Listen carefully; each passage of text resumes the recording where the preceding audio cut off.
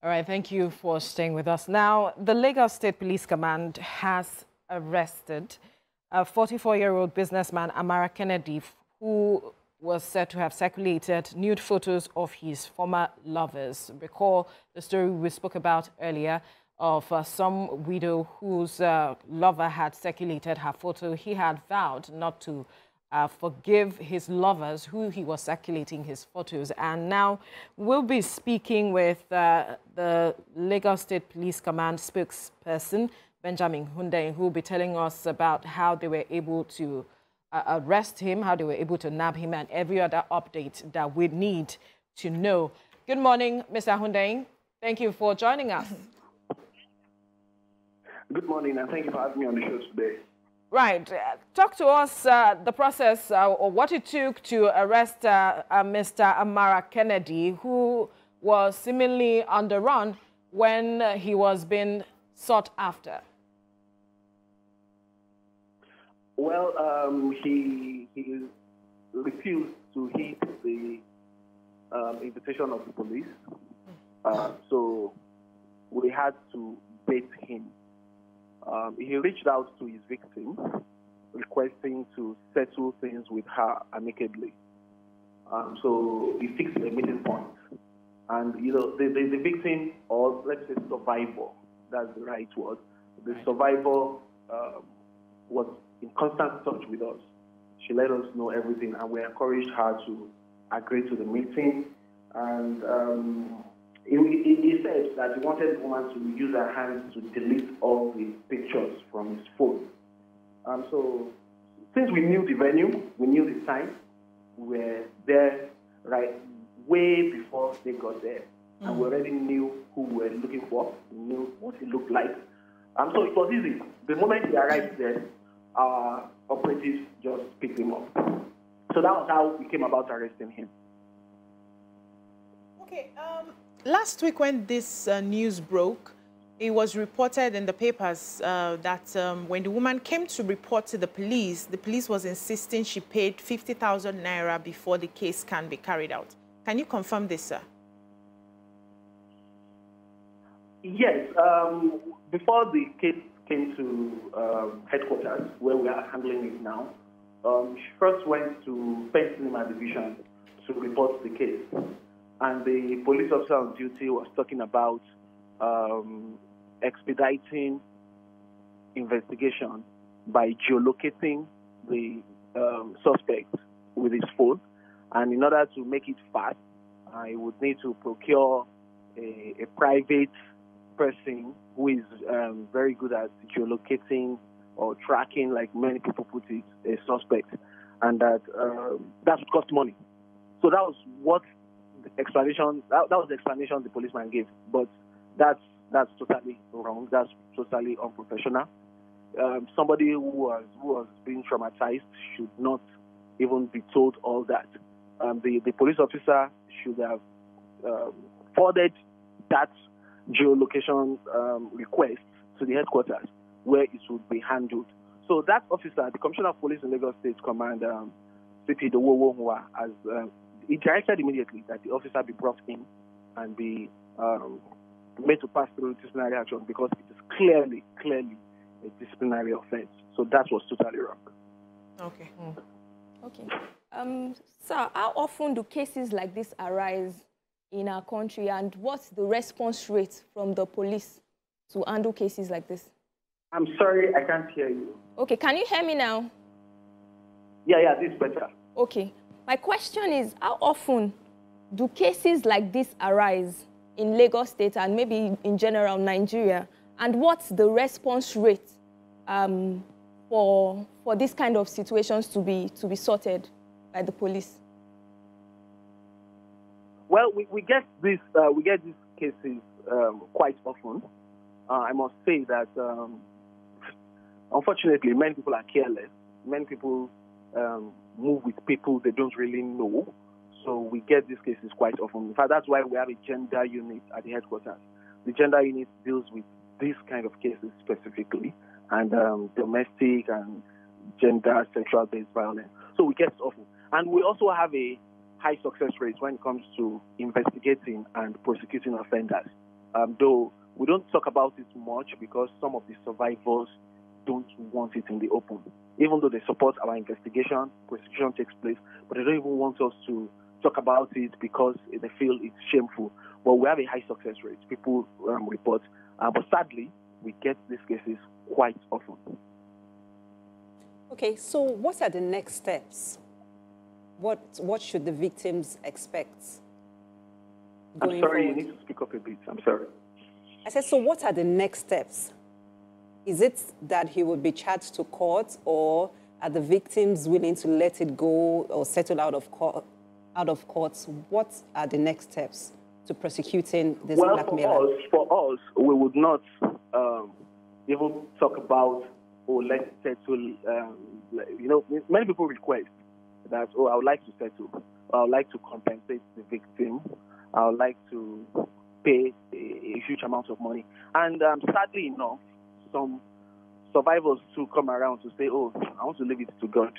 And since he has paid. Sometimes it's even the family of the survivor that would mount pressure on the survivor and the police to say, we elders of the family have come together and decided that we will leave it to God. But in this particular case, we are not doing that. We need to make people understand that there are consequences for actions. We are not doing that. So this case is definitely, most definitely going to court. So it's left for the survivor to approach the magistrate or during the court proceedings to say, Your Honor, I don't want to do this case anymore. At least nobody would say the police messed up the case. But for us, we are charging the case to court. Now, what's the situation with the details of the survivors? How is the police handling that? Talking about what the evidence that this man has been using against the survivors, what is the police doing with that aspect as we speak? And is there some protection that the police is giving to the survivors right now such that they do not feel some form of abandonment or fear of attack? Well, I didn't get the first part of the question. The line was breaking. But the second part, talking about how do we make sure the survivors feel safe, yes, and they don't have fear of attack. Well, from the one that we got involved in this case, we've drawn the victim or the survivor like we do others. We drew her very close. She had a meeting with the Commissioner of Police where she was introduced to some other senior officers in the command, female officers. She was introduced to the Assistant Commissioner of Police Administration in the command, the officer in charge of the gender unit, and they exchanged numbers. So we made her feel free to reach out to us. And at the slightest suspicion she has of anything, she feels free already to talk to us. And we are also not going to just let her come in harm's way. We are also monitoring this situation closely. So she has no fear, like other victims do, or other survivors, I'm sorry. She has no fear, she shouldn't worry. We would ensure, we will do our best to make sure that she is safe and remains safe. The first question I asked was the matter of the nudes that the Mr. Kennedy has. You just spoke about the fact that you are ensuring that you are making her feel safe, or every of his victims feel safe. What is the police doing with the images he has as we speak, such that we do not see any incidents occur at the end of the day? Okay, I think I understand what you're talking about. If I understand right, the images already in his possession. Yes. Well, we have duly secured the search warrant, which we are going to execute. And okay, this brings up the discussion around, the police have the right to search phones. Yes, this is the perfect example where the police can search a phone, because the phones, his laptops, and any other electronic gadgets he has are now subject of an ongoing investigation. So we've got the search warrant, which we are executing. In fact, I think our men are already executing that now as I speak.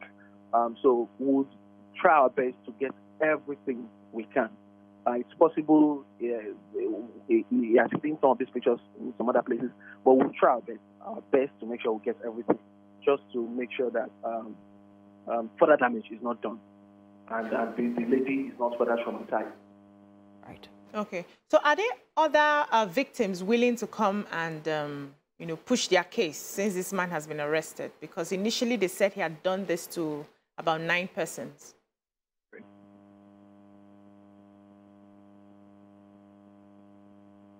Hello? Hello, your last question, please. Yeah, so I said, are there other victims willing to come and share their story or to take up the case as well? Because according to the initial report, they said they found he had done this to about 9 persons.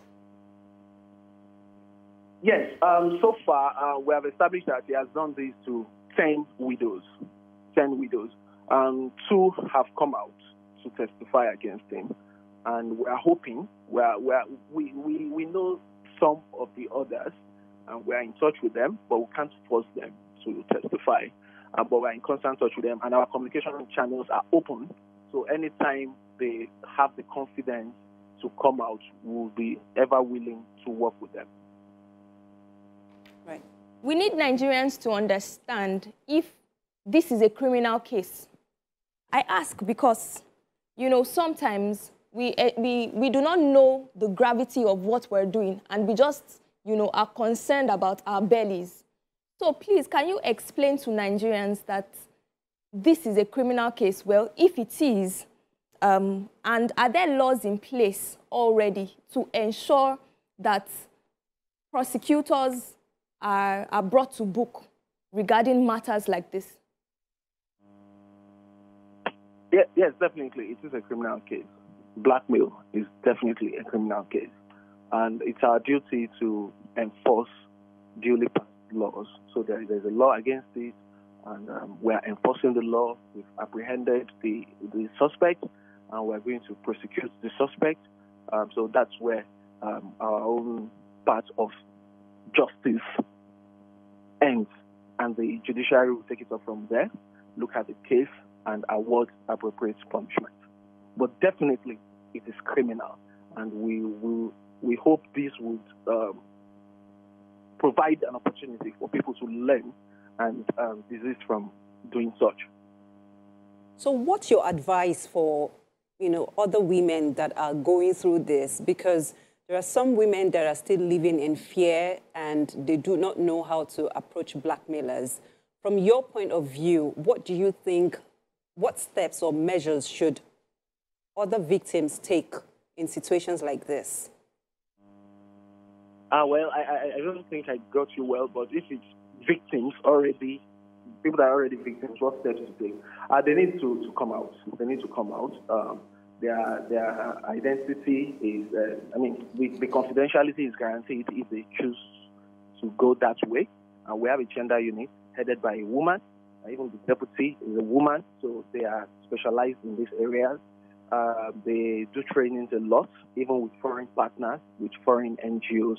So they are very good at what they do. And then, in case I didn't get you well, if it's what advice do I have for women generally who are not even victims yet, I would say please know who you are moving with. Because in this particular case, the survivor does not even know the man's house. She said, she requested to know his house over and over again, and said, no, we only meet in hotels. So you've been moving with someone for some time and you don't know the person's house. That is a big red flag, a very big red flag. So my advice to people is be careful, very careful who you move with, and don't be too trusting. This woman was very trusting, and that was why this man could go ahead and take pictures. He didn't take pictures of her sleeping. She was awake, she was dressing up and was taking pictures, but she was so trusting, she didn't even look back to see what she was doing. So my advice is be very careful, know people well before you become too trusted. Great. So what should we expect as justice being seen to be done in this case? I'm sorry, I didn't get that. What should we expect as justice being seen to be done in this case? What should you expect as justice seems to be done in this case? Well, if that's what you asked, yes, because network is quite bad. Yes, like I said, shortly after we conclude our search, the execution of the search warrant, we'll tidy up the case file, do other things we need to do, and promptly, without wasting time, because justice delayed is justice denied, without wasting time, the case is going to court. In fact, in coming days, rest assured that the case would be charged to court. All right. Lagos State spokesman, Police Command, thank you, Benjamin Hundeyin, thank you for your time on the program.